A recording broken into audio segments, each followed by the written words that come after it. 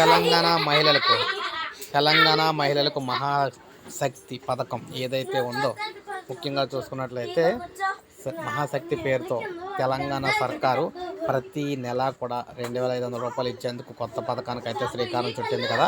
ఈ పథకాన్ని ఉగాది నుంచి అయితే ప్రారంభిస్తున్నట్లుగా తెలంగాణ సర్కార్ అయితే తెలియజేసిందనమాట. సో అందువల్ల ఉగాది నుంచి ఈ పథకానికి సంబంధించి నిధులు మహిళల ఖాతాలకు అయితే జమ అవుతాయి. అయితే ముఖ్యంగా రెండు ఇక్కడ గుర్తింపు పత్రాలు అయితే కంపల్సరీ ఉండాలన్నమాట.